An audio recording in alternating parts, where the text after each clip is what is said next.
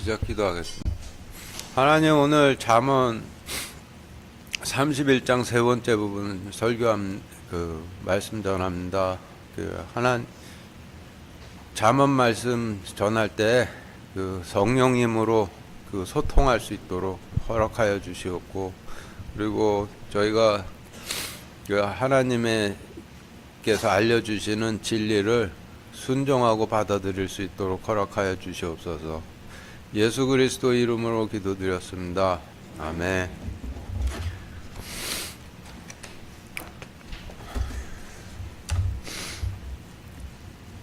잠언 31장 17절부터 31절까지 이어서 같이 읽겠습니다. 시작. 힘있게 허리를 돌리고 자기 팔을 강하게 하며 자기 장사하는 일이 잘되는 줄을 깨닫고 밤에 등장불을 끄지 아니하며 자기 손을 물레가락에 대고 손으로 물레 실패를 삼으며 가난한 자들에게 손을 내밀고 참으로 궁핍한 자들에게 손을 뻗으며 자기 집안의 모든 사람들이 주홍색 옷을 입었으므로 눈이 와도 자기 집안 사람들로 인해 두려워하지 아니하고 스스로 수놓은 융단 덮개를 만들며 비단옷과 자주색 옷을 입고 그녀의 남편은 그 땅의 장로들 사이에 앉을 때 성문 안에서 알려지느니라.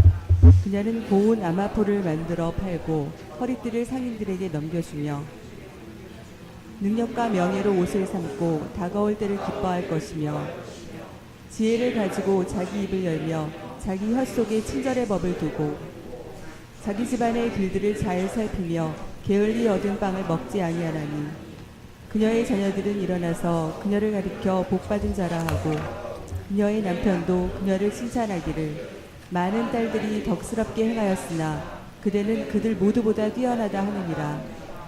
호의도 거짓되고 아름다운 것도 헛되나 주를 두려워하는 여자는 칭찬을 받으리라.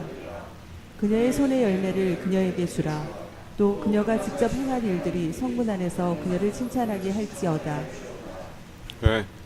지금 읽으신 말씀은 현숙한 여인에 대해 설명해 주시는 말씀인데, 성경에서 현숙한 여인이라 하시면 하나님께서 친구처럼 여기시는 대제사장이 취해 하나님 약속의 씨를 뿌릴 현명하고 성숙한 백성들을 의미하니,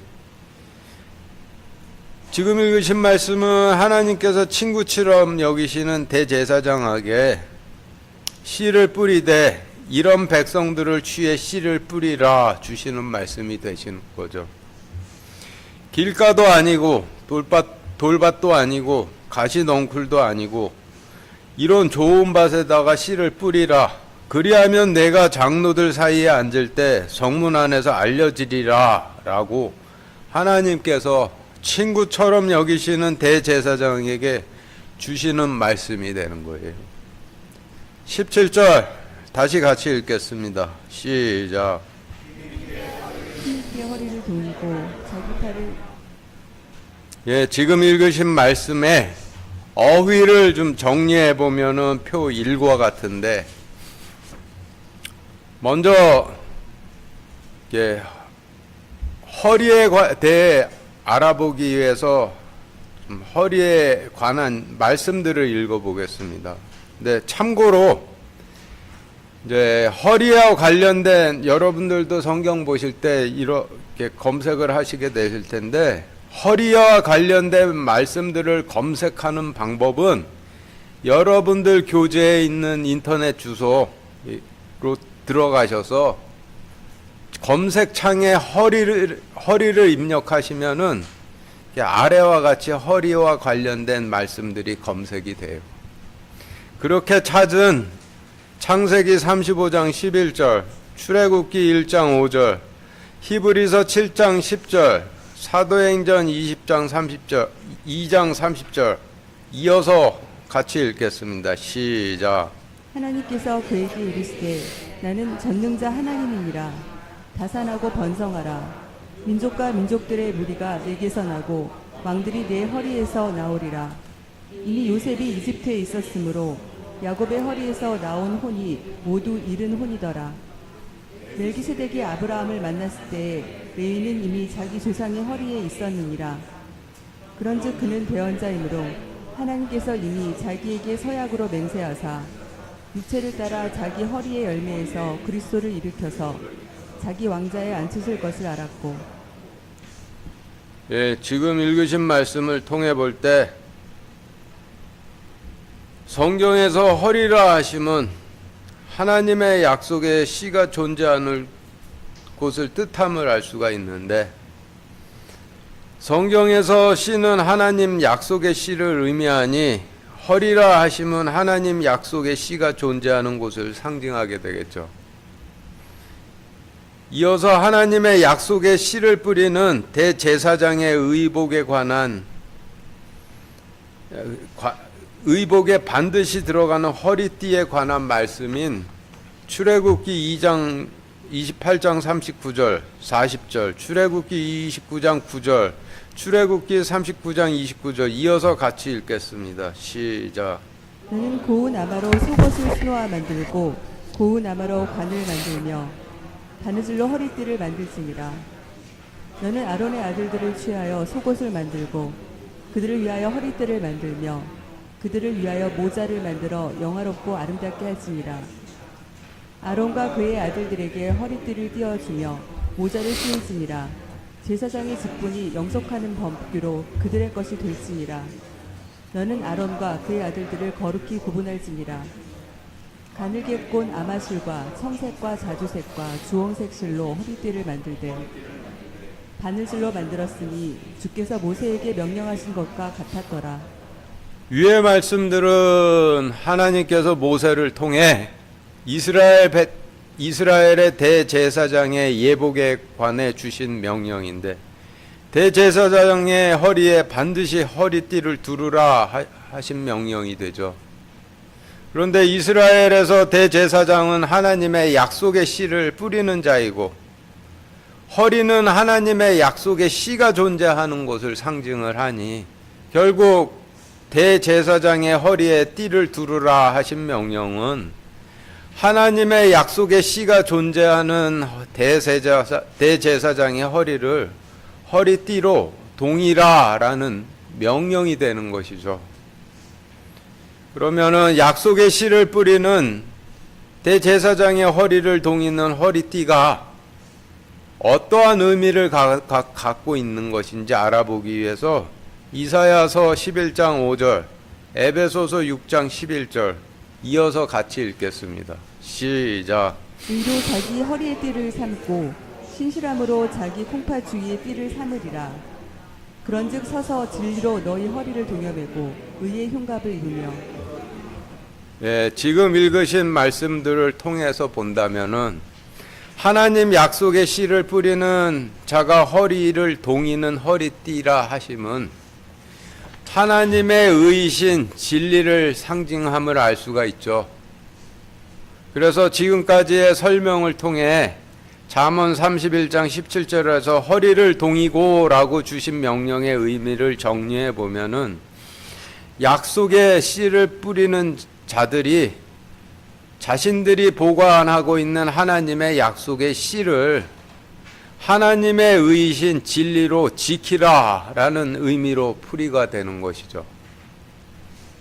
하나님의 약속은 세 가지로, 심판하시겠다는 약속, 어떤 죄든 용서해 주시겠다는 약속, 하나님 왕국으로 들어가면은 우리가 머물 수 있는 땅을 상속해 주시겠다는 약속, 이렇게 세 가지 약속인데, 대제사장이 허리에 띠를 동이듯이 하나님 약속을 뿌리는 자가 하나님 약속을 하나님의 의인 진리로 동이면은 뿌려지는 약속의 씨가 백성들을 약속의 땅으로 인도를 하지만은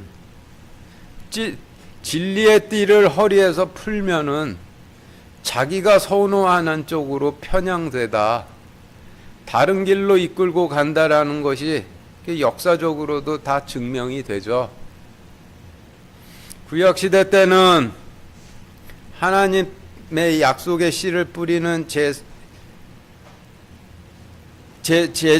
제사장들은 하나님의 세 가지 약속 중에서 심판에 대한 약속 쪽으로 편향된 나머지 죄인들을 보이는 족족 정죄하고 처단하려 해 백성들이 성전으로 가 그동안 행해왔던 죄들을 고백하고 그것을 버리겠다고 하고 속죄 헌물을 바치며 용서를 받고 하나님 왕국으로 들어가려고 해도 들어갈 엄두를 내지를 못하도록 하나님 왕국으로 들어가는 길을 막았었고, 반대로 신약시대 때 약속의 씨를 뿌리는 자들은 하나님 용서에 대한 약속 쪽으로만 편향된 나머지 광야에 있어도 모든 죄를 용서받아 괜찮고 애굽에 있어도 모든 죄를 용서받아 괜찮다라고 전해서 백성들이 주님의 피로 이미 깨끗해진 십자가 제단으로 나아가 그동안 행해왔던 죄들을 버리겠다 고백해 용서받고 하나님 왕국으로 들어가는 길을 막고 있죠. 그런 폐해로 인해서 하나님의 약속을 뿌리는 자들에게 하나님의 약속을 하나님의 의인 진리로 동일하 라고 명령을 하고 계시는 것이 되는 거예요.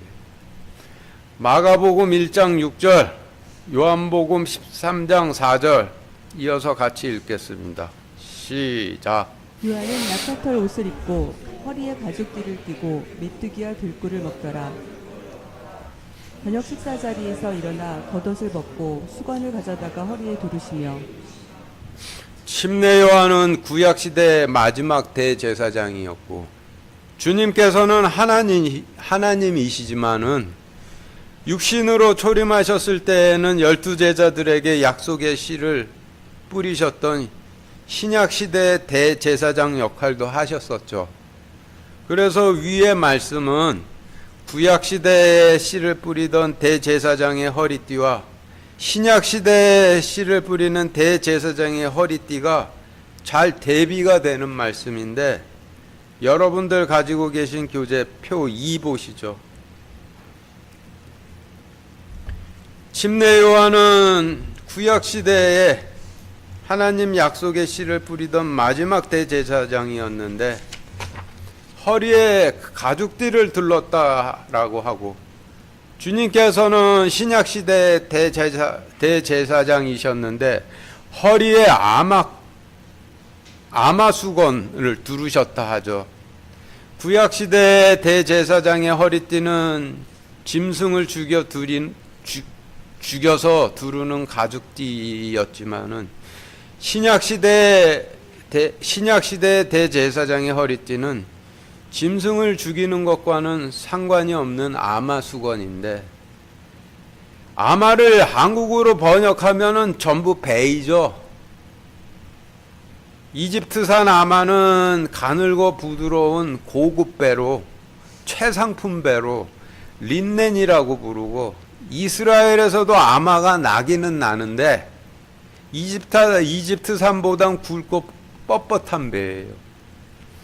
그래서 지금까지의 설명을 토대로 침례 요한이 허리에 둘렀던 가죽띠와 주님께서 허리에 두르셨던 배수건의 의미를 비교해 보면은 구약시대의 마지막 대제사장이었던 침례 요한이 허리에 둘렀던 가죽띠는 구약시대의 하나님 약속의 씨를 뿌리는 대제사장이 백성들로 하여금 짐승을 속죄 헌물로 가지고 나와 그 피로 제단을 깨끗이 한 후 하나님 왕국으로 들어가겠다 서원하는 자리로 이끄는 그 동물과 관련된 짐승과 관련된 구약시대의 하나님의 의를 상징하고 신약시대의 대제사장이셨던 주님께서 허리에 두르셨던 이스라엘산 굵은 배수건은 신약시대의 하나님 약속의 씨를 뿌리는 자들이 주님께서 자신의 피로 이미 깨끗게 하신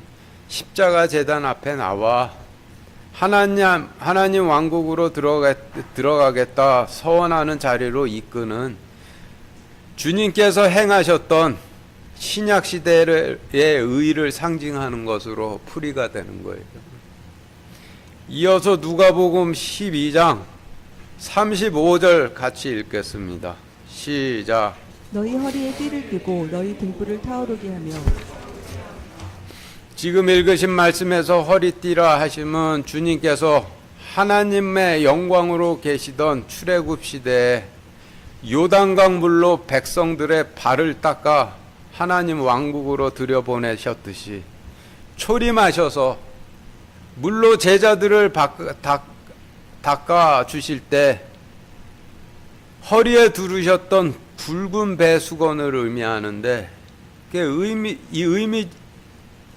의미적으로는 백성들이 주님의 피로 깨끗이 된 제단, 십자가 제단 앞에 나와 용서를 구하고 하나님 왕국으로 들어가길 서원하도록 이끄는 주님께서 행하셨던 신약 시대의 하나님의 의를 의미하니 누가복음 12장 35절에서 너희의 허리를 띠고라 하신 말씀의 의미는 주님께서 신약 시대의 하나님 약속의 씨를 뿌리게 될 제자들에게 너희가 뿌리게 될 하나님의 약속의 씨를 백성들이 주님의 피로 깨끗이 된 십자가 제단 앞으로 나와 용서를 구하고 하나님의 왕국으로 들어가길 서원하도록 이끄는 신약 시대의 하나님의 의로 지키라는 명령으로 풀이가 되죠. 아마수건 허리띠에 대해서 좀 더 알아보기 위해서 창세기 37장 34절, 열왕기상 21장 27절, 사무엘하 3장 31절, 열왕기하 19장 1절, 이사야서 37장 1절, 에스더 4장 1절 이어서 같이 읽겠습니다. 시작. 야곱이 자기 옷을 찢고 허리에 굵은 배를 두르고 여러 날 동안 자기 아들을 위하여 애곡하니라. 아합이 그 말씀들을 들을 때 자기 옷을 찢고 굵은 배를 몸에 두르며 금식하고 굵은 배에 눕고는 천천히 가니라. 다윗이 요압과 및 자기와 함께 있던 온 백성에게 이르되 너희는 옷을 찢고 굵은 배를 두르고 아브넬 앞으로 애곡하라 하고 다윗 왕이 친히 반을 따라가니 히스기야 왕이 그것을 듣고는 자기 옷을 찢고 스스로 굵은 배를 입고 주의 집에 들어가 히스기야 왕이 그것을 듣고는 자기 옷을 찢고 스스로 굵은 배를 입고 주의 집에 들어가 모르드게가 이루어진 모든 일을 깨닫고는 자기 옷을 찢고 굵은 베옷을 입으며 재를 뒤집어 쓰고 도시 한가운데로 나아가 큰 소리로 비통하게 부르짖으며 네, 지금 읽으신 말씀들은 전부 자기 옷을 찢고 굵은 배를 허리에 두르거나 혹은 자기 옷을 찢고 굵은 배옷을 입었다라는 절이 들어간 그 말씀들인데 성경에서 자기 옷을 찢고 굵은 배를 허리에 두르거나 자기 옷을 찢고 굵은 배옷을 입었다 하심은 하나님께서 받으시는 회개를 하였다라는 뜻이죠. 주님께서 물로 제자들의 발을 씻어 주시기 전에 허리에 두르셨던 아마를 한국말로 번역하면 배인데 어떨 때는 성경 보면 어떨 때는 아마라 그냥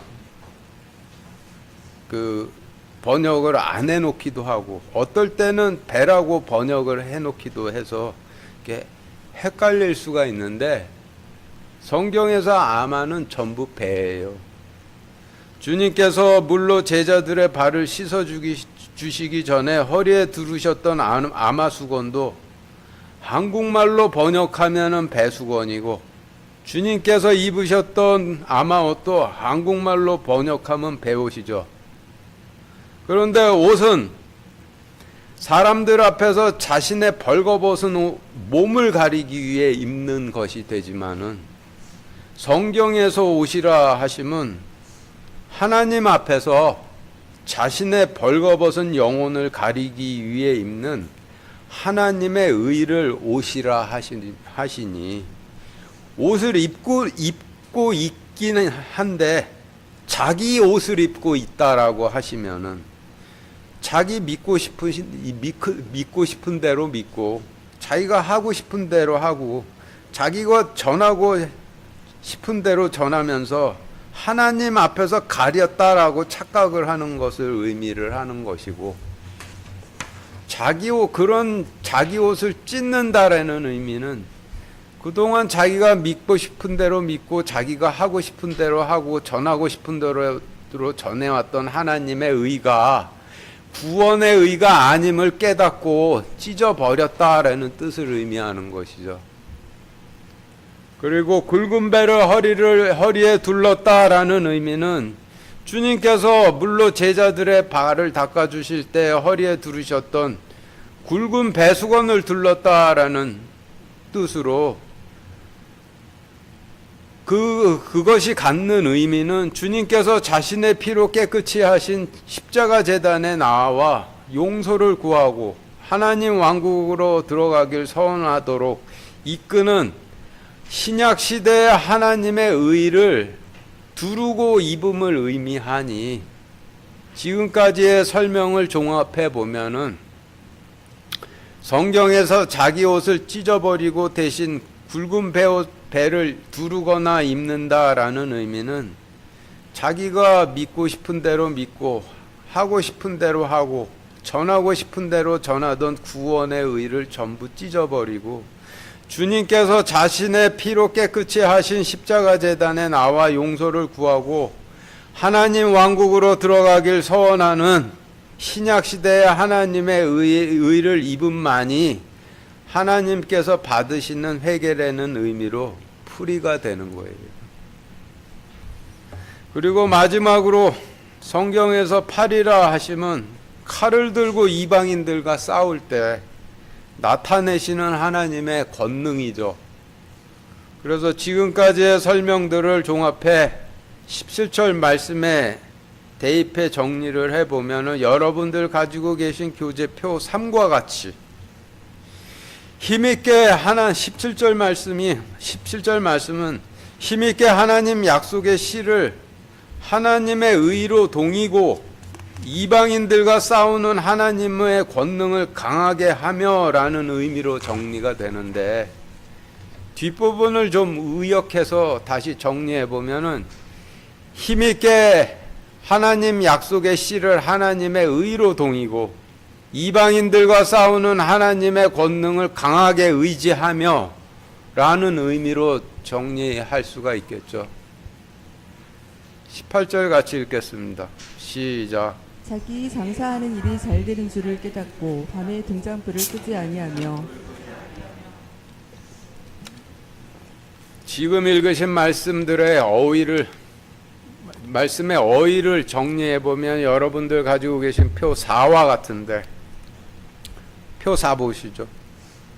장사는 상인들이 은하인 달란트를 벌기 위해서 하는 비즈니스를 의미하고 성경에서 은화는 속죄 헌물로 하나님 왕국으로 들어가고자 하는 죄인들이 성전에 바치는 속전인 은을 상징하니 성경에서 은화를 버는 장사라 하심은 백성들에게 하나님의 약속인 심판의 약속과 용서의 약속과 땅을 상속해 주시겠다는 약속을 전해 백성들이 속전인 은을 가지고 속죄받으러 제단으로 나와 하나님 왕국으로 들어가겠다 서원하도록 이끄는 일이 달란트를 남기는 장사가 되겠죠.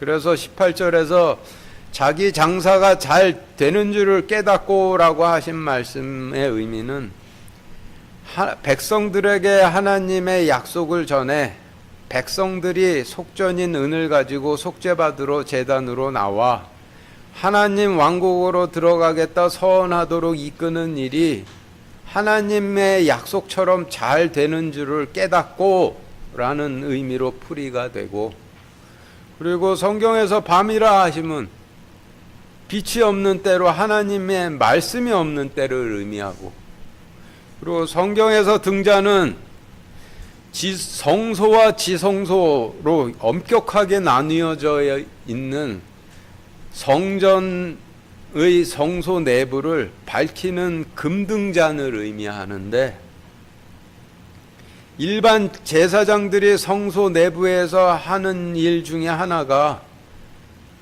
성소에 있는 금등잔에 기름을 채워서 금등잔의 불빛으로 성소 내부를 밝히는 일이죠. 여러분들 가지고 계신 표 5 보시죠.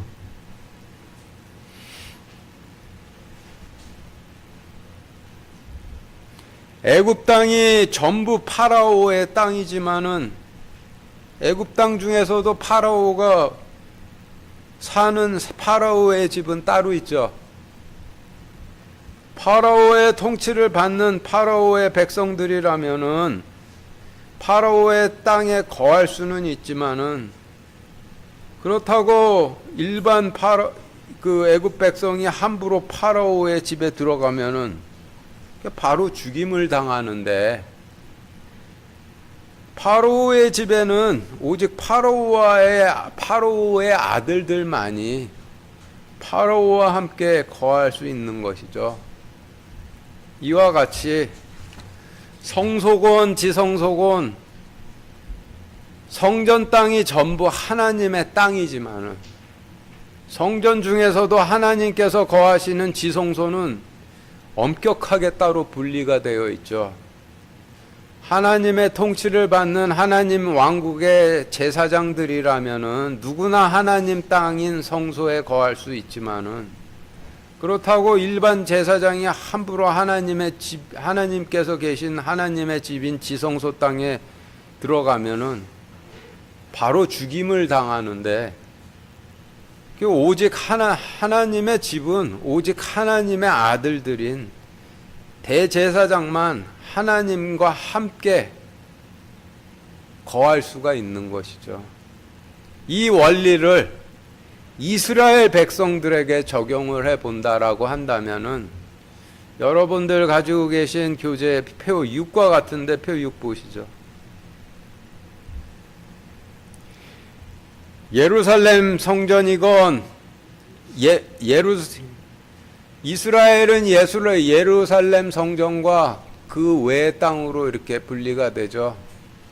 그래서 이스라엘 땅 중에서 예루살렘 성전이건 성전을 제외한 나머지 이스라엘 땅이건 전부 하나님의 땅이지만은, 백성들의 관점에서 볼 때 이스라엘 땅 중에서도 하나님께서 거하시는 예루살렘 성전은 엄격하게 따로 분리돼 존재를 하죠.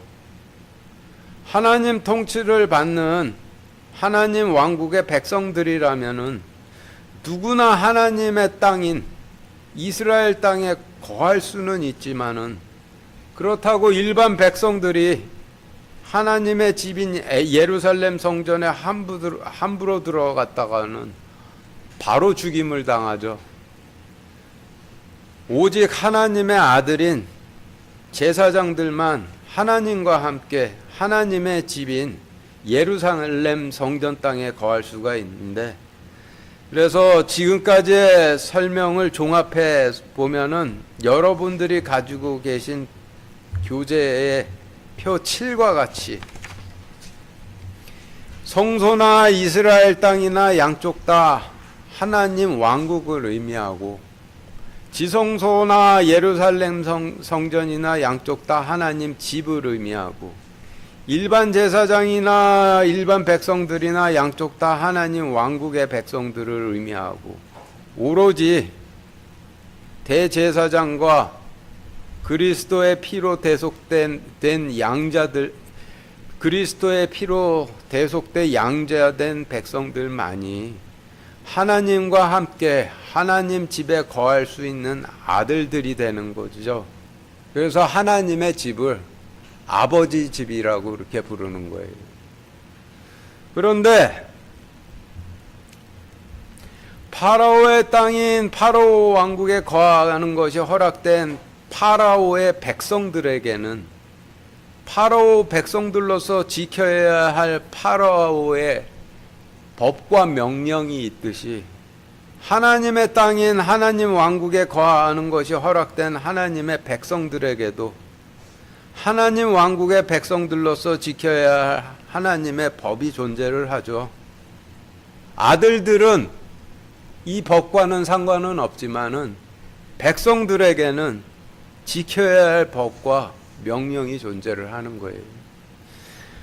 하나님께서 자신의 땅인 성소에 거하도록 허락해 주신 일반 제사장들에게 하나님 왕국의 백성으로서 성소에서 지키도록 하신 명령을 좀 정리해 보면 여러분들 가지고 계신 표 8과 같이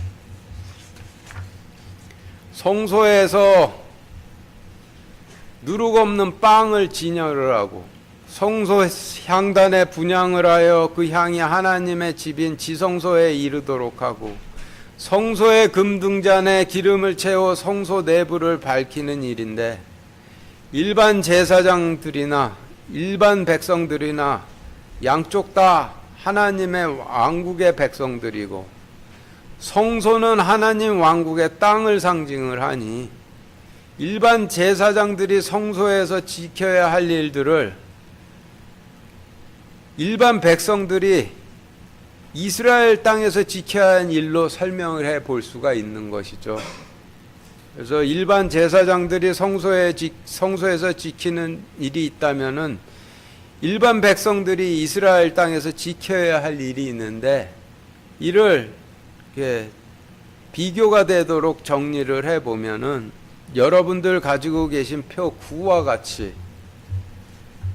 일반 제사장들이 성소에 누룩 없는 빵을 진열함은 일반 백성들이 이스라엘 땅에서 자의적으로 해석해 거짓이 들어가지 않은 하나님 말씀을 드러내고 있음을 의미하고, 일반 제사장들이 성소의 향단에 분향을 하여 지성소에 이르도록 함은 일반 백성들이 이스라엘 땅에서 기도를 하여 하나님께서 거하시는 하나님의 집에 이르도록 함을 의미하고, 일반 제사장들이 성소에서 등잔에 기름을 채워 성소 내부를 밝힘은 일반 백성들이 이스라엘 땅에서 계명에 충성을 해 하나님의 왕국의 빛을 그 충성심으로 밝힘을 의미하는 것으로 설명이 되죠.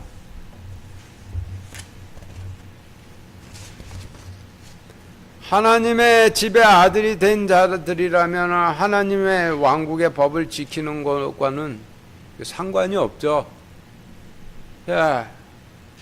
그러나 하나님의 왕국의 백성들은 하나님의 땅에 거하기 위해 지켜야 할 법이 존재를 하는데, 지금 표 9로 설명드린 설명이 하나님 왕국의 백성들이 하나님 땅에서 거하기 위해 지켜야 되는 법들이 되는 거예요. 그래서 18절에서 밤에도 등잔불을 끄지 아니하며 라고 하신 말씀을 일반 제사장들의 입장으로 본다라면은 밤에도 성소의 등잔에 기름을 채워 성소 내부를 등잔불로 밝히며 라는 의미로 정리가 되지만은,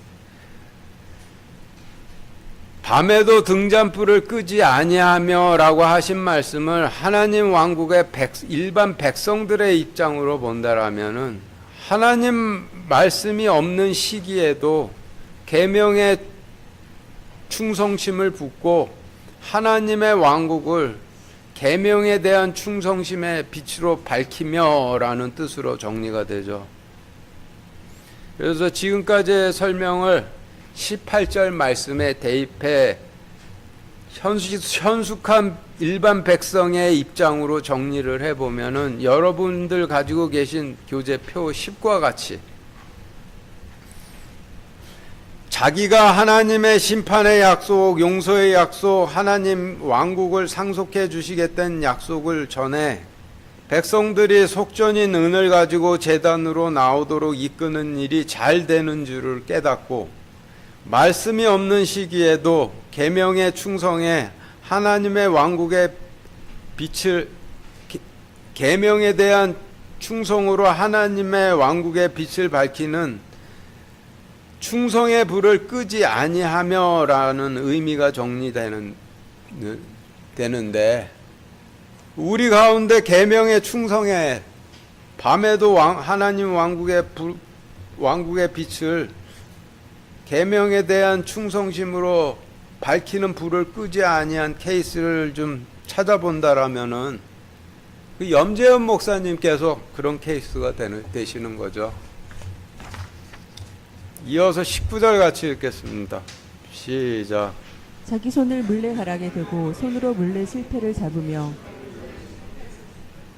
네, 지금 읽으신 말씀의 어휘를 정리를 해보면은 여러분들 가지고 계신 교재 표 11과 같이 손은 하나님의 지팡이를 잡아 뻗는 손을 의미하는데 하나님의 통치를 상징하고, 물레는 동물성 털인 양모나 식물성 솜인 아마솜으로 실을 만들 뽑아내는 기구이고, 물레가락은 물레질로 뽑아져 나온 실을 의미하고, 물레 실패는 물레질로 뽑아져 나온 실들을 감아 모으는 기구인데, 물레질을 하는 이유는 천을 짜 옷을 해입기 위함이죠. 그리고 여러분들 가지고 계신 표 12와 같이 육신의 옷은 사람들 앞에서 자신의 벌거벗은 육신을 가리기 위해 입는 것이지만은, 성경에서 옷은 하나님 앞에서 자신의 벌거벗은 영혼을 가리기 위해 입는 하나님의 의를 의미를 하죠. 성경에서 옷은 양털로 실을 뽑아 지은 옷과 아마솜으로 실을 뽑아 지은 옷 두 종류가 있는데, 이를 비교해 본다라면은 여러분들 가지고 계신 표 13과 같이 양털로 지은 옷은 제단에 바치는 속죄 헌물인 양과 관계가 있는 구약시대의 하나님의 의를 상징을 하겠고, 아마실로 지은 베옷은 초림하셨던 주님께서 입고 계셨던 굵은 베옷과 관계가 있으니 신약시대의 하나님의 의를 상징을 하겠죠. 그래서 지금까지의 설명을 19절 말씀, 자기 손을 물레가락에 대고 손으로 물레 실패를 잡으며 에 대입해 정리해 보면은, 자기 손을 물레가락에 대고는 이라고 하신 말씀은 하나님께서 주신 하나님의 통치권을 하나님의 의에 대고라는 의미로 정리가 되고, 손으로 물레 실패를 잡으며 라는 말씀은 하나님의 통치로 하나님의 의를 전부 모은다라는 의미로 정리가 되는데, 이를 좀 의역하면은 전부 세운다라고 의역을 해볼 수가 있겠죠. 그래서 19절 말씀을 마지막으로 다시 정리해 본다면은, 하나님께서 주신 하나님의 통치권을 하나님의 의에 대고 하나님의 통치권으로 하나님의 의를 세우며 라는 의미로 정리가 되죠. 그리고 참고로 성경에서 물레와 비슷한 의미로 사용되는 맷돌이라는 단어가 있는데, 물레와 맷돌의 의미를 비교해서 설명을 드리면은 여러분들 가지고 계신 교재 표 14와 같이, 물레는 실을 뽑아 천을 짜 옷을 지어 입기 위한 기구인데, 성경에서 옷은 하나님 앞에서 벌거벗은 자신의 영혼을 가리기 위해 입는 하나님의 의를 상징하니, 물레질을 한다 함은 하나님 앞에서 벌거벗은 자신의 그 영혼을 가리는, 하나님 앞에서 벌거벗은 자신들의 영혼을 가리는 하나님의 의를 세움을 의미하지만은, 맷돌은 미라를 갈아 밀가루로 만들어 반죽해 빵을 만들어 먹는 기구인데, 빵은 하나님의 말씀을 상징을 하니, 맷돌질을 한다라고 함은 하나님 말씀을 묵상함을 의미하고, 그리고 설교는 하나님 말씀을 묵상해 먹을 수 있도록 빵으로 만들어서 상을 차려놓은 것이 되는 것이죠. 20절 같이 읽겠습니다. 시작. 가난한 자들에게 손을 내밀고 참으로 궁핍한 자들에게 손을 뻗으며. 네, 지금 읽으신 말씀의 어휘를 정리해 보면 여러분들 가지고 계신 표 15와 같이, 가난은 먹을 것 입을 것이 넉넉치 못함을 의미하는데, 먹을 것과 입을 것은 하나님 말씀과 하나님 의를 상징하니, 가난한 자라 하심은 하나님 말씀인 빵과 하나님 의인 옷이 넉넉지 못한 사람을 의미하고, 참으로 궁핍함은 먹을 것과 입을 것이 전혀 없음을 의미하는데, 먹을 것과 입을 것은 빵이라 하시는 하나님 말씀과 옷이라 하시는 하나님의 의를 상징하니, 참으로 궁핍한 자라 하심은 참으로 하나님의 말씀과 하나님의 의가 전혀 없는 자를 의미하겠죠. 그리고 손은 하나님의 통치권을 의미하니, 손을 내밀고라고 하심은 하나님의 통치권을 부드럽게 권함을 의미하고, 손을 뻗고라고 하심은 하나님의 통치권을 강력하게 선포함을 의미하겠죠. 지금까지의 설명을 20절 말씀에 대입해 정리해 보면은 여러분들 가지고 계신 표, 교재의 표 16과 같이 하나님 말씀과 하나님 의가 부족한 사람들에게 하나님의 통치권을 부드럽게 권하고, 참으로 하나님 말씀과 하나님의 의가 전혀 없는 자들에게는 하나님의 통치권을 강력하게 선포하며 라는 의미로 정리가 되죠. 교회 처음 오시는 분들 영접기도라는 거 하는데, 영접기도는 주로 받아들여 따르겠습니다라고 구두로 약속함을 의미하죠. 그런데 영접기도에서 구원받았다라고 생각하면은 가난한 자에 속하겠어요? 참으로 궁핍한 자에 속하겠어요? 영접기도하고 따라 나서지를 않으면은 구두 약속이 파기되는 것이고, 따라 나서면은 출애굽 때 이스라엘 백성들로 치면은 애굽을 나와 홍해를 건넌 것을 의미하게 되는 거예요. 홍해를 건너면은 그 다음 단계는 광야로 들어가서 하나님께 입으로 영접기도 했던 바대로 주로 받아들여 따르는 일을 배우기 시작을 하는데, 이 과정을 통해서 주로 받아들여 따르는 순종을 배우면 그때 주님께서 가라 하고 명령을 주셔서 하나님 왕국으로 들어가게 되는 것이고, 끝내 순종을 배우지 못하면은 광야에서 소멸되어 버리죠.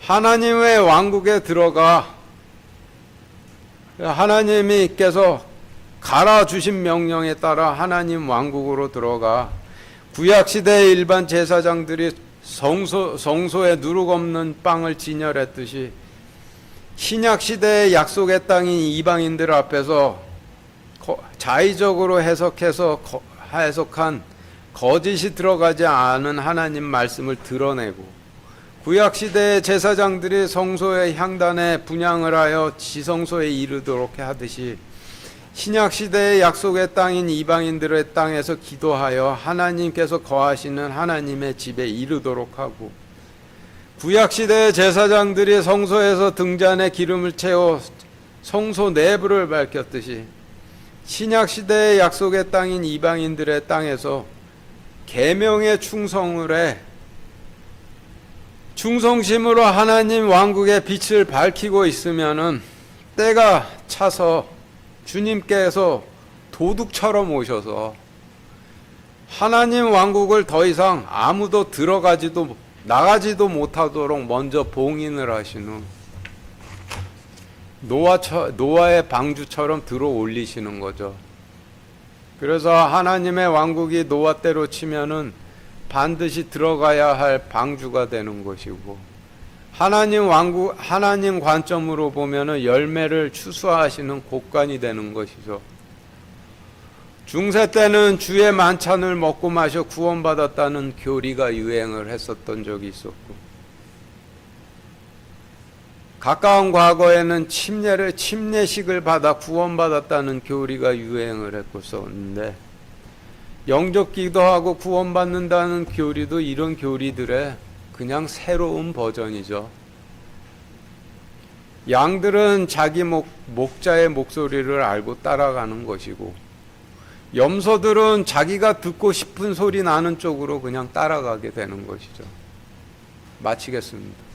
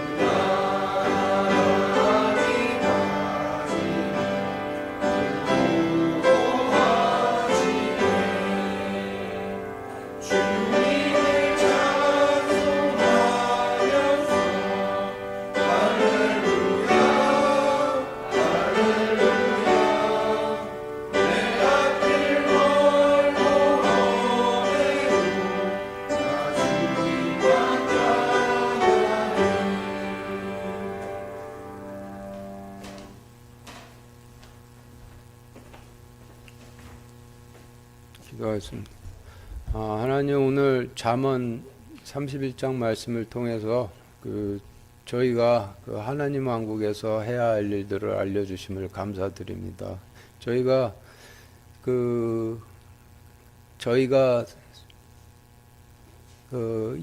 거하는 이방 땅들인 저희 회사나 학교나 혹은 집에 가서 저희가 계명에 대한 충성심으로 하나님 왕국의 빛을 밝히고 있도록 허락하여 주시옵소서. 예수 그리스도 이름으로 기도드렸습니다.